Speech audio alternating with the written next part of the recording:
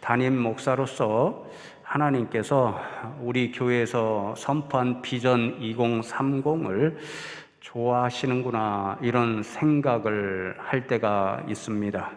특별히 비전 2030을 준비하고 선포하는 어간, 최근에 하나님께서 우리 교회와 성도님들을 위한 기도 응답을 많이 해 주셨다 하는 사실을 돌아볼 때 하나님께서 우리 교회의 이 사명을 좋아하신다, 이런 생각을 하게 됩니다. 그래서 말씀을 준비하면서 최근에 담임 목사로서 교회를 위해서 기도하고 또 성도님들의 부탁을 받고 중보 기도한 그러한 내용들이 응답받은 것을 적어 보았습니다. 금방 생각나는 것들이 67가지 이상 됩니다. 한 달 어간에 일어난 일들인데요. 하나하나 다 말씀을 드리고 싶지만 몇 가지 이렇게 간단하게 예를 들어 보면요. 건강 문제가 생기셔서 제게 목사님 특별 기도해 주십시오, 그런 성도님들이 두어 분 계셨습니다. 기억하고 기도했는데요. 의사조차도 예를 들면 치유가 불가능하다 했던 녹내장을 앓고 있는 시작된 그런 성도님이 계셨는데, 기도 부탁을 받고 기도해 드렸는데 얼마 전에 의사 찾아봤더니 거의 완치가 되었다고 합니다. 그래서 조금 더 경과를 보고 완치 판정을 하게 되면 약을 더 이상 쓰지 않아도 된다.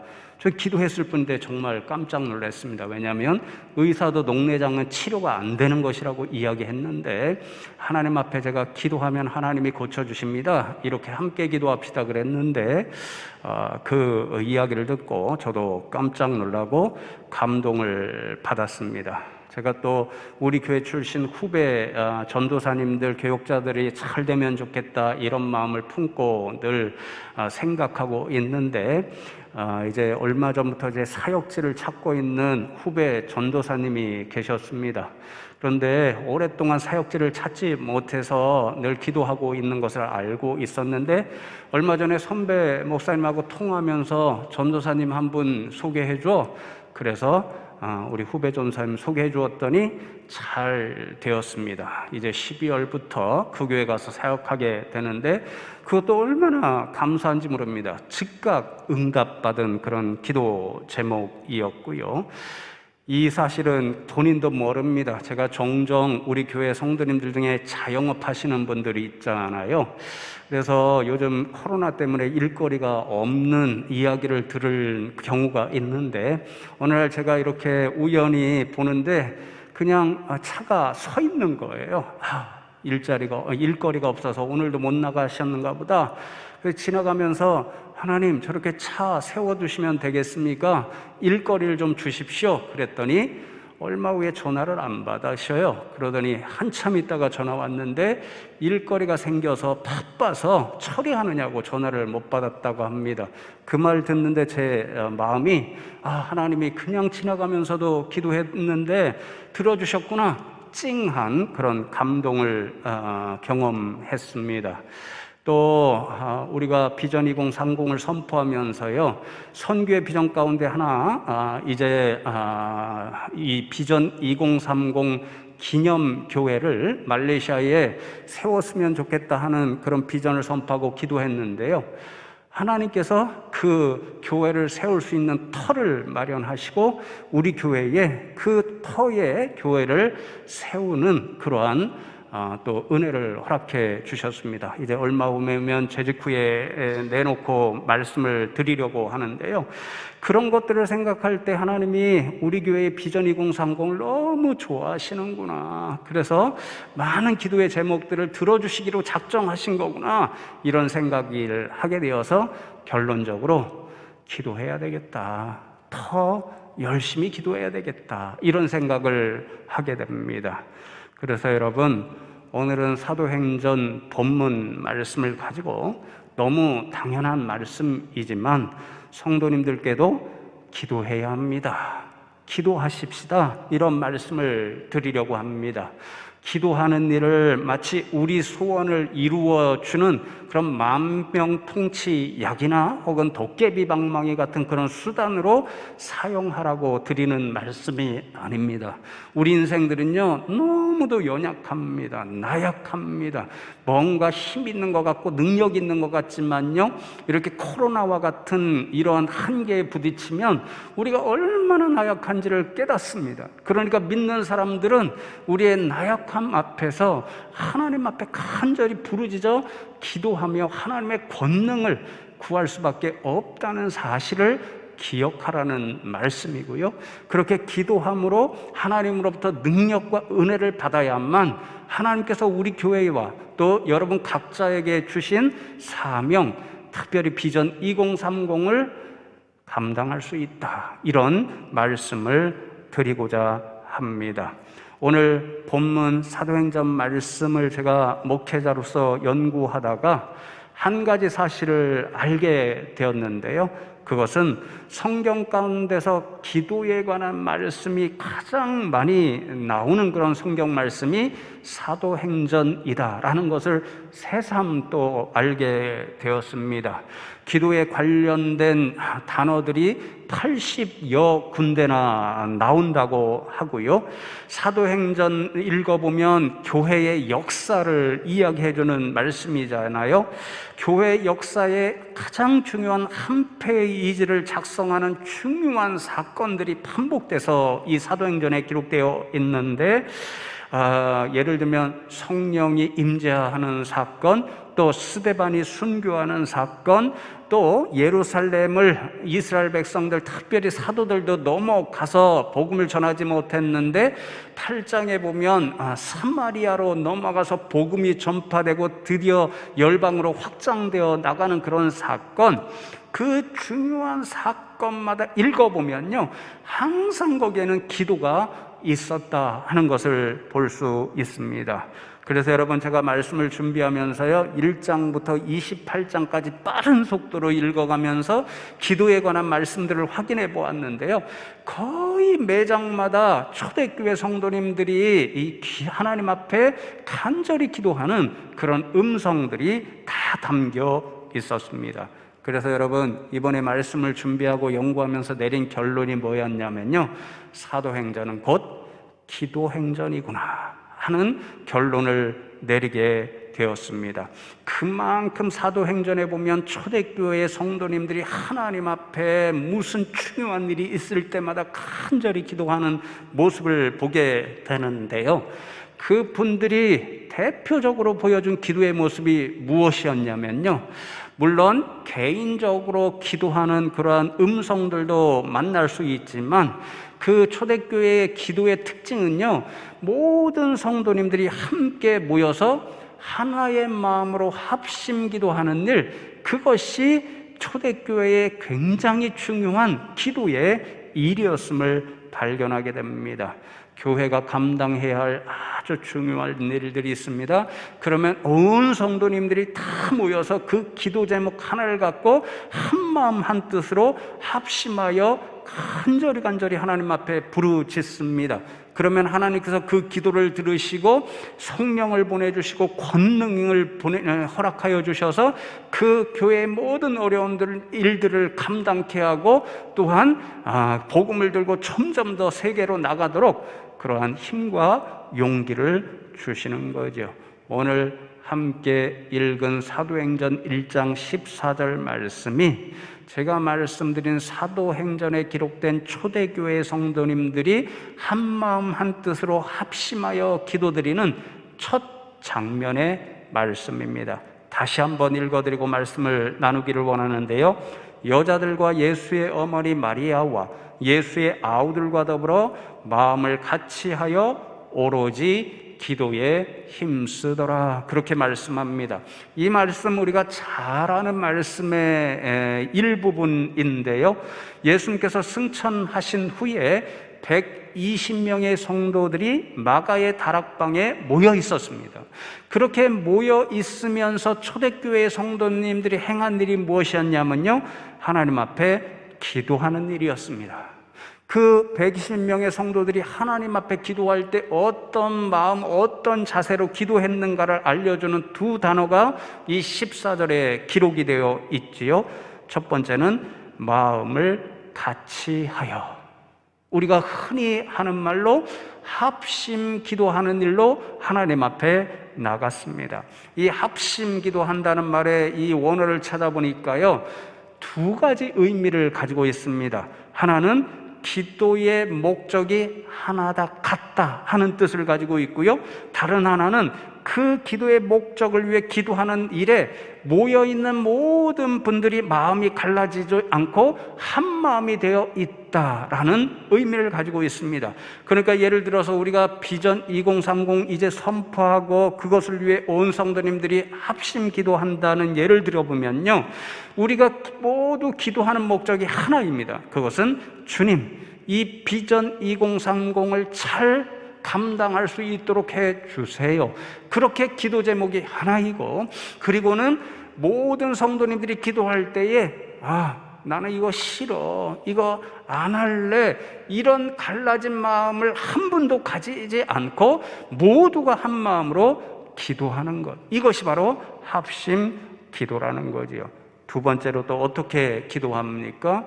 120명의 성도님들은요, 오로지 기도에 힘썼다, 그렇게 말씀합니다. 오로지 기도에 힘썼다라는 말은 무엇인가에 집중하여서 그것이 이루어질 때까지 간절히 기도하고 또 기도한다, 이런 의미를 가지고 있습니다. 예를 들면 이제 비전 2030이라는 주님께서 주신 이 시대적 사명이 있습니다.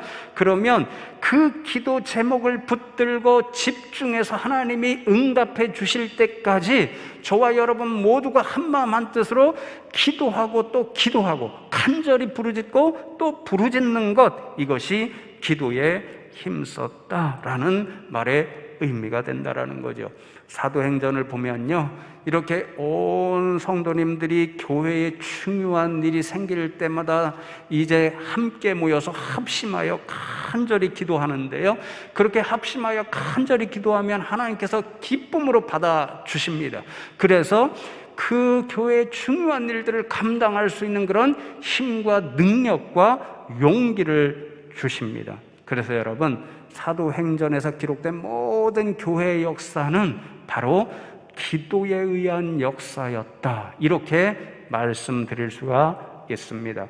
이렇게 초대교회 성도님들이 사도행전을 읽다 보면요, 한 15군데에서 이렇게 합심하여서 간절히 기도하는 그런 장면들을 보게 되는데요, 어떠한 모습으로 어떤 기도 제목을 놓고 기도했고 또 그렇게 합심하여 간절히 부르짖어 기도할 때 하나님께서 어떤 응답의 역사를 주셨는지 한 3군데 우리도 사모하는 마음으로 함께 찾아보고 나누면 좋겠습니다. 오늘 먼저 본문을 보십시오. 마가의 다락방에 모인 120명의 성도님들이 합심하여 한마음 한뜻으로 한 기도의 제목을 놓고 기도하고 있다라고 말씀드렸잖아요. 도대체 어떤 기도 제목을 들고 합심하여 집중적으로 기도하고 있었을까요? 여러분, 1장 4절과 5절 말씀을 눈으로 한번 보시면요, 예수님께서 이제 부활하시고 승천하시면서 제자들에게 분부하신 말씀이 있습니다. 너희들은 예루살렘을 떠나지 말고 하나님 아버지께서 약속하신 성령님을 기다려라, 그렇게 분부하셨습니다.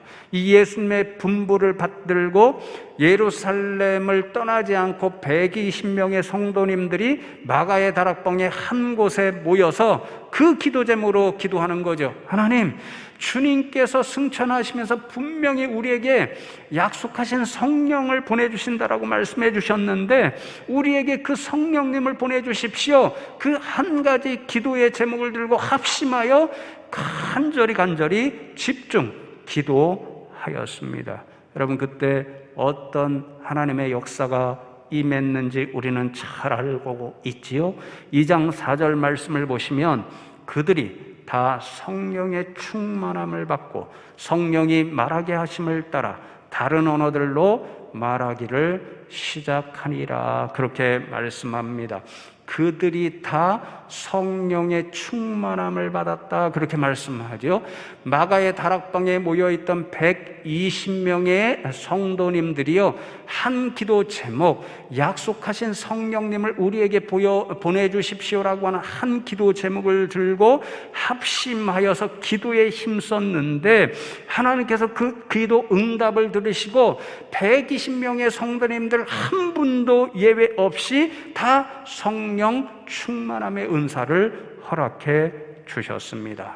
그렇게 성령 임재의 뜨거운 경험을 했을 때에 그 성도님들에게 용기와 권능이 생겨서 그 능력을 가지고 이제 숨어있던 마가의 다락방 그 문을 활짝 열고 예루살렘 한가운데로 나가서 당신들이 얼마 전에 죽인 예수가 그리스도가 되십니다라고 하는 복음을 외치게 되었고, 그 복음을 듣고 하루에 3,000명이나 되는 그런 예루살렘 사람들이 주께로 돌아오는 역사가 나타나서 최초의 교회, 예루살렘 모교회가 세상에 탄생할 수 있었습니다. 그러니 성도 여러분, 성령 강림의 이 놀라운 은혜의 사건, 그리고 그 성령님이 주시는 능력으로 복음을 전파하는 것, 그리하여 마침내 이 세상 가운데 예루살렘 모교회가 탄생하는 모든 역사는 온 성도님들이 하나님 앞에 합심 기도함으로써 시작된 놀라운 은혜의 역사의 연속이었다는 것을 우리는 분명히 알 수 있습니다.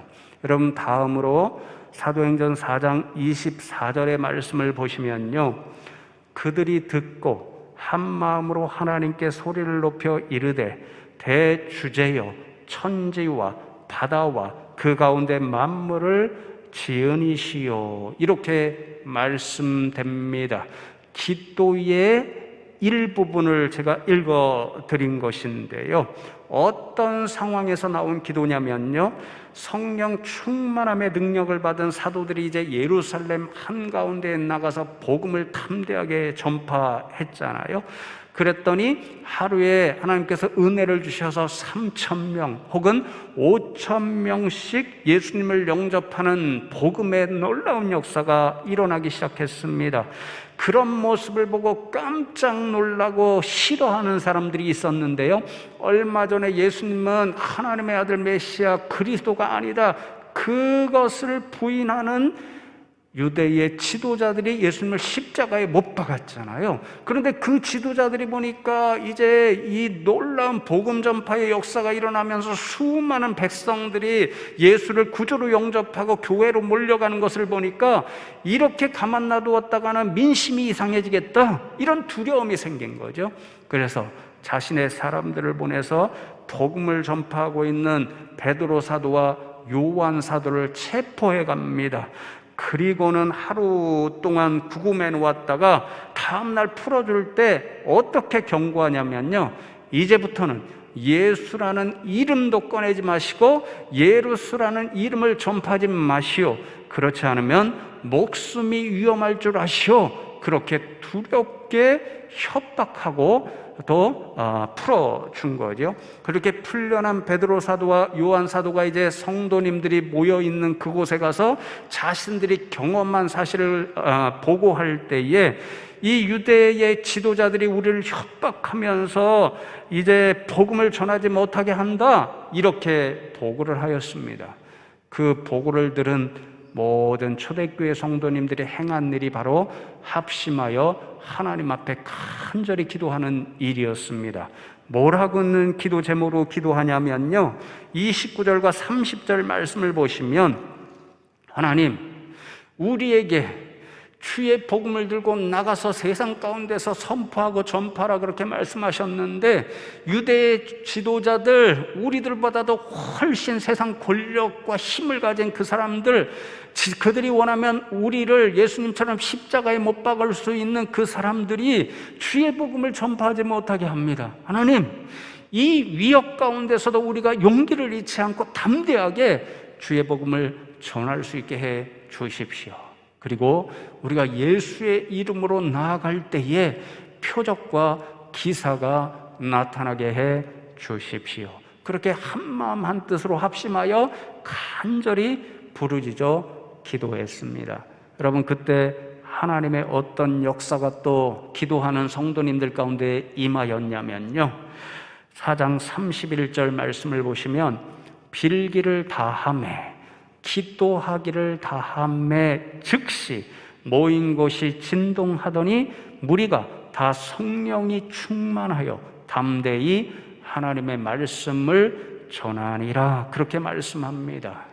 유대 지도자들의 협박 앞에 두려움을 갖고 모든 성도님들이 하나님 앞에 합심하여 부르짖어 기도했는데 하나님께서 그 기도를 들으신 거지요. 그리고는 그 순간에 즉시 다시 한번 성령 충만함의 은혜를 주셨고, 그 성령의 권능을 받아서 이 성도님들은 기도한 대로 담대한 믿음을 가지고 세상 한가운데로 나가서 위협과 협박에 굴하지 않고 주님의 복음을 전파하였습니다.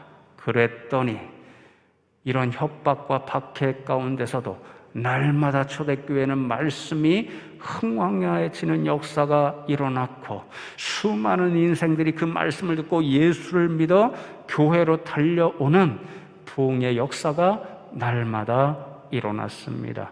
그러니 성도 여러분, 초대교회 성도님들이 세상의 온갖 위협과 협박과 박해 앞에서도 굴하지 않고 주님 주신 복음 전파의 사명을 감당하고 믿음을 잃지 않고 굳건히 서서 믿음을 지킬 수 있었던 모든 능력이 어디로부터 온 것입니까?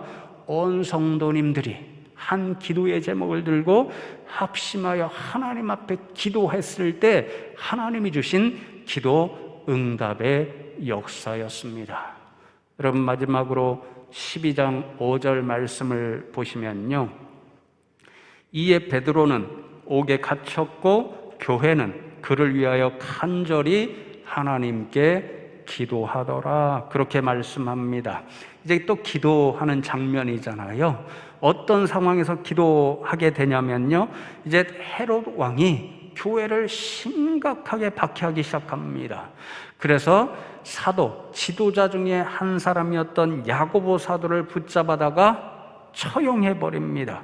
그리고 수제자였던 베드로도 체포해서 옥에 가두고 얼마 지나지 않으면 야고보 사도처럼 처형을 받게 되어 있습니다. 그 세상의 권력 앞에 그 두려운 소식을 듣고 예루살렘의 모든 성도님들이 이제 또 합심하여 기도하는 제목이, 주님, 우리 교회 지도자 베드로 사도 좀 지켜주십시오. 그렇게 간절히 기도하였습니다. 여러분, 그때 또 하나님의 어떤 역사가 임하냐면요, 7절 말씀을 보시면 호련히 주의 사자가 나타나매 옥중에 광채가 빛나며 또 베드로의 옆구리를 쳐 깨워 이르되 급히 일어나라 하니 쇠사슬이 그 손에서 벗어지더라. 그렇게 말씀합니다. 성도님들이 베드로 사도를 위해서 간절히 합심하여 중보 기도하는 제목을 하나님께서 들으신 거죠. 그래서 하나님께서 자신의 사자를 보내셔서 옥문을 여시고 베드로를 구원해 주셨습니다. 인간이 행할 수 없는 놀라운 기적과 같은 은혜를 하나님께서 베풀어 주신 것입니다. 여러분, 사도행전 곳곳 말씀에 보면요, 이렇게 하나님 앞에 온 성도들이 합심하여 기도할 때요, 하나님께서 사람들이 행할 수 없는 놀라운 표적과 기사를 얼마나 많이 행해 주는지 모릅니다. 예수 이름으로 선포하니까 나면서부터 걷지 못한 그런 사람이 일어나서 걷는 그런 치유의 사건이 일어나지요. 죽었던 다비다가 이제 베드로가 하나님 앞에 간절히 기도하나 하니까 다시 살아나는 기적이 임하지요. 사도 바울이 수많은 복음을 전파하면서 박해를 받고 고난을 받습니다. 기도할 때마다 하나님이 용기 주시고 그를 건져 주셔서 다시 한번 용기를 내어 그 복음을 들고 세상으로 담대하게 나가게 하는 그런 놀라운 역사를 보게 됩니다. 여러분, 이 모든 기적과 같은 은혜, 그것이 어디로부터 시작된 것입니까?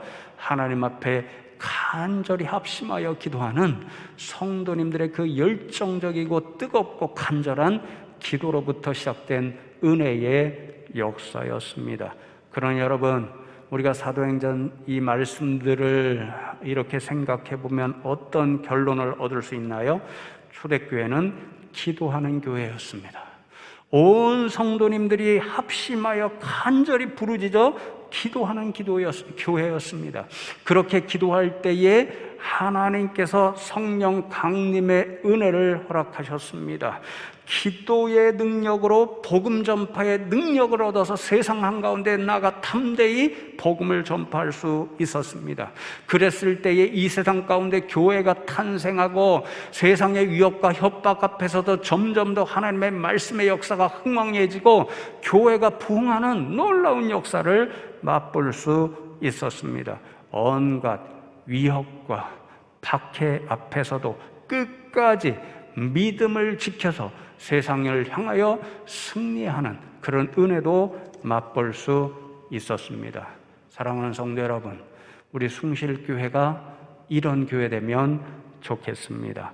온 성도님들이 합심하여 교회를 위하여 성도님들을 위하여 간절히 기도함으로써 하나님으로부터 초대교회인들이 얻었던 그 권능을 공급받아 우리 교회에 주신 사명을 잘 감당하는 그런 교회 되면 좋겠습니다. 특별히 우리가 이제 비전 2030을 선포하고 그 일을 향하여 나아가기 시작했습니다. 2030년까지 긴 시간 동안 계속해서 달려가는 일은 아마 때때로 쉽지 않을 수 있습니다. 예상치 않은 어려움이 우리에게 닥쳐올 때도 있을 것입니다. 그래서 때로는 너무 힘이 들 때도 있을 것입니다. 그런 어려움 앞에 때로는 지쳐서 그만두고 싶은 그런 순간이 닥쳐올지도 모릅니다. 못하겠다, 그러한 음성이 저절로 나와서 포기하고 싶을 때가 있을지도 모릅니다. 여러분, 그런 순간마다 우리는 어떻게 해야 할까요? 오늘 초대교회 성도님들이 우리에게 가르쳐 주고 있는 것처럼 모든 성도님들이 합심하여 하나님 앞에 간절히 부르짖어 기도해야 합니다. 그때 하나님께서 저와 여러분의 기도를 들으시고 우리에게 주신 모든 사명을 감당할 수 있는 힘과 능력, 비전 2030을 이루어 나갈 수 있는 은혜를 주실 줄로 믿습니다. 여러분, 그래서 처음부터 끝까지 오늘 설교를 연구하고 준비하고 선포하는 이 순간까지도 고백하자면 오늘 설교는 김 목사 자신에게 먼저 선포하는 설교입니다. 왜냐하면 저부터 최근에 초대교회 교인들처럼 이렇게 기도에 힘쓰는 일이 너무도 부족했음을 인정할 수밖에 없기 때문에 그렇습니다. 코로나 이전에는 개인적으로 이 초대교회 성도님들처럼 정말 집중하여 기도하는 일이 필요하다 이렇게 생각될 때면 1년에 두세 차례씩 이제 기도원에 가서 하나님 앞에 씨름하듯이 그렇게 기도하고는 했습니다. 그런데 최근 2, 3년 동안에는 코로나를 핑계로 한 번도 그렇게 하나님 앞에 치열하게 간절하게 기도하는 시간을 제대로 갖지 못했습니다. 그래서 오늘 말씀 앞에 저부터 먼저 돌아보면서 곧 기회를 내서 기도원에 한번 올라가 교회와 성도님들을 위해서 또 우리에게 주신 비전 2030의 이 사명을 위해서 집중하여 간절히 기도하는 시간을 갖고자 합니다. 이런 마음을 가지게 되니까요, 동시에 제가 여기에 모여서 예배하는 모든 성도님들에게 어쩌면 나쁜 목사일 수도 있겠다 이런 생각까지 들었습니다. 왜냐하면요, 제가 오늘 그러는 것처럼 때때로 여러분들 앞에 기도하셔야 합니다. 믿는 자는 기도해야 합니다. 함께 기도하십시다. 그렇게 말씀드리면서도요, 성도 여러분에게 억지로라도 한 번 더 합심하여 기도할 수 있는 그 자리, 그 기회를 마련해 드리지 못한 것 같아서 나쁜 목사일 수도 있다 하는 생각이 들었습니다. 아마 성도님들도 다 비슷한 그런 모습을 가지실 터인데요, 우리 인간의 본성을 가만히 돌아보면요, 기도합시다 그러고는 가만히 두면 혼자서 시간을 따로 정해놓고 집중하여 기도하기가 쉽지 않습니다. 그런 모습을 깨달으면서 저부터 반성하고 앞으로 저를 위해서도 그리고 우리 성도님들을 위해서도 모두가 한 번이라도 함께 모여 초대교회 성도님들처럼 합심하여 간절히 부르짖어 기도할 수 있는 그 자리로 나오실 수 있도록 자주 권면해 드리려고 합니다. 하나님의 말씀이라고 생각하셔서 그 권면에 따라주시면 좋겠습니다. 오늘 한 가지 부탁드리는 것은요, 매주 수요 기도회 기도 순서, 또 이제 곧 위드 코로나 되면 우리도 주일 오후 예배 이제 회복해야 될 터인데요, 주일 오후 예배 기도 순서를 정할 때마다 우리 김남영 목사님이 참 애를 먹습니다. 그렇게 전화를 받으실 때마다 이제 이래서 기도 못해요, 저래서 기도 못해요, 대답하시기 전에 하나님 앞에, 하나님, 저를 기도하라고 세워주셨는데 이런 이유로 기도 담당하지 않아도 될까요? 하나님 앞에 먼저 허락받으신 후에 김 목사님에게 한다 못한다 그렇게 대답하는, 먼저 하나님 앞에 본인의 모습을 한번 체크해 보시고 그렇게 대답하실 수 있는 분들 되면 좋겠습니다. 특별히 권사님들은 교회를 위해 기도하라고 하는 사명을 주신 분으로서 하나님으로부터 세움을 받은 분들입니다. 권사님들 기억하시고 하나님 주신 이 기도의 사명, 교회와 성도님들을 위해 기도하는 그 사명을 앞장서서 감당해 주시면 좋겠습니다. 여러분, 제 경험도 그렇고 아마 우리 성도님들도 얘기해 보면 비슷한 경험이 또 있습니다. 참 이상한 일인데요, 이래서 기도 못한다, 저래서 기도 못한다, 그렇게 기도 못하는 이유가 점점 많아지게 되어 있습니다. 왜 그럴까요? 사단이 기도하는 성도를 제일 싫어하기 때문에 그렇습니다. 기도는 하나님께 가까이 하는 일이고 하나님으로부터 능력을 공급받아 믿음으로 승리하는 삶을 살아가는 원동력입니다. 그러니 여러분, 사단이 그 일을 좋아할 리가 없잖아요. 그러니까 계속해서 기도하지 못하도록 방해를 할 수밖에 없습니다. 여러분, 피라이벨스 목사님이 지은 너무 바빠서 기도합니다 라는 책이 있습니다. 우리 성도님들도 다 비슷한 삶을 살아가고 계신 것 제가 알고 있는데 요즘 현대인들이 너무 바쁘게 살아갑니다. 그러니까 많은 믿음의 사람들이 너무 바빠서 기도할 시간이 없습니다 이렇게 호소한다는 것입니다. 그런데 피라벨스 목사님은요, 그것을 뒤집어 생각하라는 것입니다. 너무 바쁘니까, 너무 할 일이 많으니까, 너무 신경 쓸 일이 많으니까 내 능력으로는 감당하기 어렵지, 그러니 하나님 앞에 기도함으로 능력을 공급받아야지, 그런 생각을 가지고 나는 너무 바빠서 기도한다, 이러한 믿음으로 기도해야 된다라는 거죠. 성도 여러분들도 이 피라벨스 목사님이 말씀하시는 권면대로 뒤집어 생각해 보시면 좋겠습니다. 이래서 기도하지 못합니다, 저래서 기도하지 못합니다, 그런 생각이 아니라 이래서 나는 기도할 수밖에 없고 저래서 나는 기도해야 해, 이런 생각으로 바꿔보시면 좋겠습니다. 종종 어떤 분들이 이제 말씀하셔서 제 귀에도 들어오는 기도 못하는 이유 중에 하나가 뭐냐면요, 나는 누구 보기 싫어서 교회 가서 기도하기 싫어, 미워서 기도하기 싫어, 예를 들면 김 목사 잔소리 오늘도 기도하라고 잔소리하는데 듣기 싫어서 기도하러 나가기 싫어, 이런 분들이 있다고 합니다. 근데 뒤집어서 생각해 보세요. 미운 사람이 있어서 오늘도 나는 기도하러 가야 돼, 김 목사 미워서라도 기도하러 가야 돼, 이것도 제 경험인데요, 미운 사람이 있어서 기도하잖아요, 좋아지기는 쉽지 않습니다. 그러나 미움이 그칩니다. 그 사람에 대하여 긍휼하고 불쌍히 여기는 마음이 생겨서 변화되기 시작합니다.